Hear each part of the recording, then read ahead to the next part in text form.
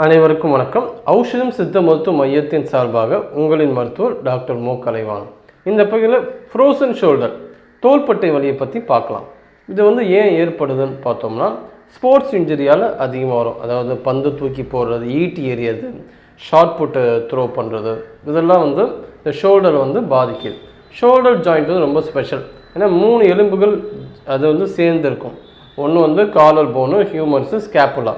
இந்த மாதிரி 3 போனும் ஒன்றிணைந்து இருக்கிற இந்த இடத்துல கிட்டத்தட்ட 28 தசை நார்கள் பின்னி பிணைஞ்சிருக்கும்.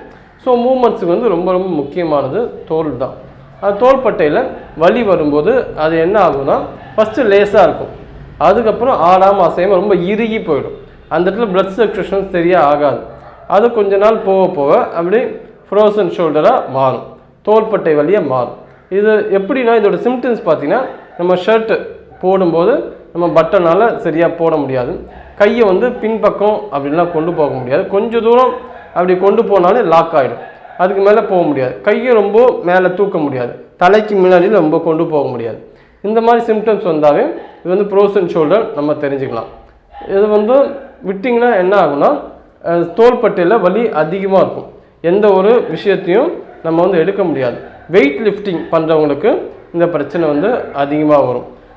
அதே போல் இந்த ஸ்போர்ட்ஸ் பர்சனுக்கு நிறைய பேருக்கு வரும்.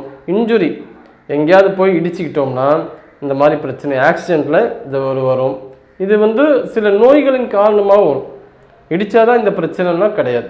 சில நோய்கள், அதாவது எதுனா டயபிட்டிஸு, ஹைப்போதைராய்டிசம், ஹைப்பர் தைராய்டிசம், ஊட்டச்சத்து குறைபாடு, நோய் எதிர்ப்பு சக்தி குறைவாக இருக்கிறது, ரொம்ப பலவீனமாக காணப்படுறது, நர்வஸ் சிஸ்டம் ரொம்ப வீக்காக இருக்கிறது, இதிலெல்லாம் பார்த்திங்கன்னா இந்த ஃப்ரோசன் ஷோல்டர் வரும். அப்போ டயபிட்டிஸை கண்ட்ரோலாக வச்சுருக்கும். அது ரொம்ப ரொம்ப முக்கியம். சரி, ஃப்ரோசன் ஷோல்டர் வந்த பிறகு நம்ம என்ன உணவுகள் எடுத்துக்கலாம்னா, நோய் எதிர்ப்பு சக்தி அதிகப்படுத்தக்கூடிய பூண்டு எடுத்துக்கலாம். பூண்டு பால்னு ஒரு ப்ரிப்பரேஷன் இருக்குது. 8 பல்லு பூண்டை பாலில் போட்டு காய்ச்சணும். பசும்பால் தான் பெஸ்ட்டு.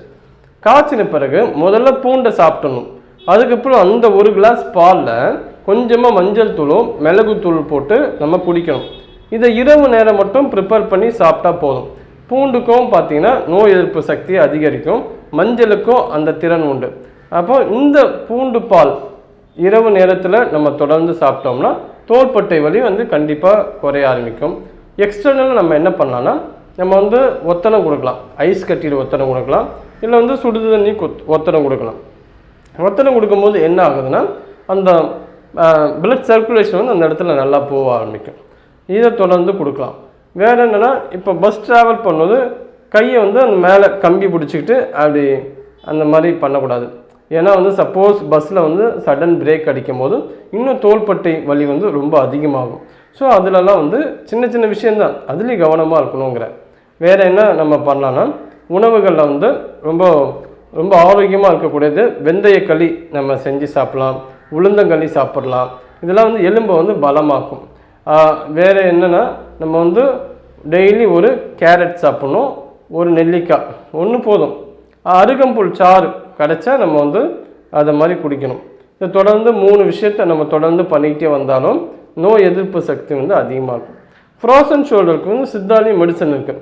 அமுக்குராச்சூர்ணம் இருக்குது. எக்ஸ்டர்னாக வாத நாராயண தைலம், வாத கேசரி தைலம், பிண்ட தைலம், இது எல்லாமே ரொம்ப ஹீட் பண்ணி அந்த இடத்துல மசாஜ் மாதிரி நம்ம தடவலாம். அதுவும் சூப்பராக வேலை செய்யும். சில பேருக்கு வாதத்தால் இந்த பிரச்சனை வரும். ஸோ வாதம் அதிகமானாலும் அந்த வாதம் சார்ந்த உணவுகள் எடுக்கக்கூடாது. என்னென்னா கிழங்கு வகைகள். கிழங்கு வகையில் இந்த கருணக்கிழங்கு மட்டும் நம்ம எடுத்துக்கலாம் தவிர, மற்றபடி உருளைக்கிழங்கு, சேப்பக்கிழங்கு, எந்த கிழங்கு வகையாக இருந்தாலும் நம்ம தவிர்க்கிறது ரொம்ப ரொம்ப நல்லது. ஃப்ரோசன் ஷோல்டருக்கு முத்ராஸ் நல்லா வேலை செய்யும். இதுக்கான முத்திரை என்னென்னா வாயு முத்திரை. ஏன்னா வாயுக்களால் இந்த வலி வரதால் வாயு முத்திரை பண்ணலாம். ஏன்னா ஆள்காட்டி கட்டை விரலோட அடிப்பகுதியை டச் பண்ணணும். டச் பண்ணி கட்டை விரலை மடக்கணும். 2 கையிலும் இது பண்ணணும். அப்போ 3 விரல் நேராக இருக்கணும். இதுதான் வாயு முத்திரை. இந்த வாயு முத்திரையை சாதாரண மடியில் வச்சுக்கலாம்.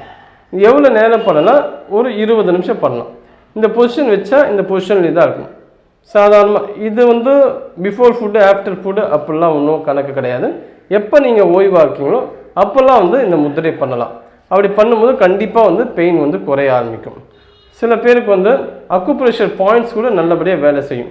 GB20ன்னு ஒரு பாயிண்ட் இருக்குது, அது நல்லா வேலை செய்யும். அதுமாதிரி எல்ஐ இந்த ஃபோராம் வந்து இப்படி மடக்கில் இங்கே கோடு வரும், இந்த இடத்துல ஒரு ப்ரெஷர் பண்ணலாம். அது பேஸ் ஆஃப் த ஸ்கல்லில் தான் கேல் பிளடர் பாயிண்ட் இருக்கும், இந்த இடத்துல வந்து ப்ரெஷர் கொடுக்கலாம். அது ப்ரெஷர் கொடுக்கும்போது அந்த பெயின் வந்து கம்மியாக ஆரம்பிக்கும். இன்னொரு விஷயம்னு லிவர் தான் இந்த வலி, எந்த ஒரு வலியாக இருந்தாலும் லிவருக்கும் அதுக்கும் சம்மந்தம் உண்டு.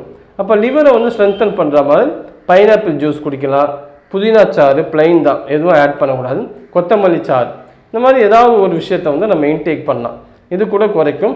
இஞ்சி டீ, இஞ்சி வந்து ஒரு பெயின் கில்லர் தான், அதுவும் நம்ம எடுத்துக்கலாம். ராவாக வந்து கொத்தவரங்காய் சாப்பிடணும். கொத்தவரங்காய் வந்து விட்டமின் கே இருக்குது, நரம்பு மண்டலத்தை வந்து ஸ்ட்ரென்தன் பண்ணும். அது எப்படி பண்ணணும்னா ஒரு 5 கொத்தவரங்காய் கல்லுப்பு மஞ்சள் போட்டு சுடுதண்ணியில் வாஷ் பண்ணிடணும். அதுக்கப்புறம் அந்த கொத்தவரங்காயை சாப்பிடணும். முதல்ல வந்து சாப்பிடும் போது ஒரு மாதிரி இருக்கும், அது நல்லது தான்.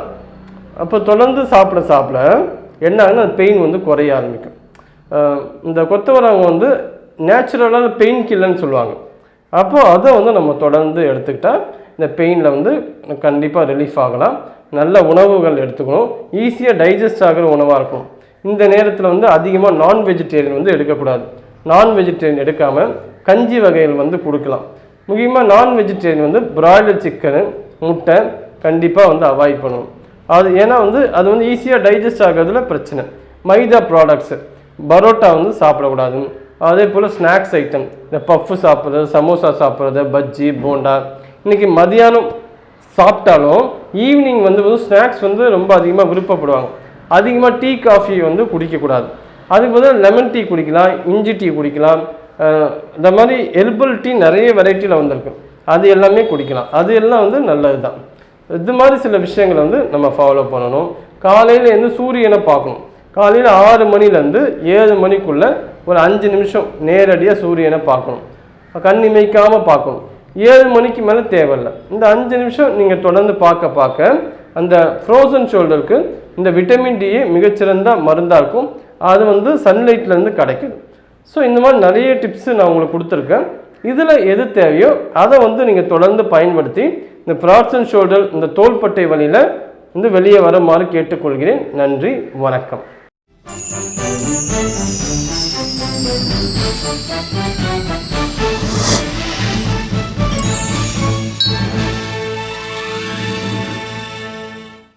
பென் டிவி நேயர்களுக்கு வணக்கம். சப்ஸ்கிரைப் பண்ணாதவங்க சப்ஸ்கிரைப் பண்ணுங்கள். சப்ஸ்கிரைப் பண்ண பிறகு பெல் ஐக்கான் பட்டனை வந்து கிளிக் பண்ணுங்கள்.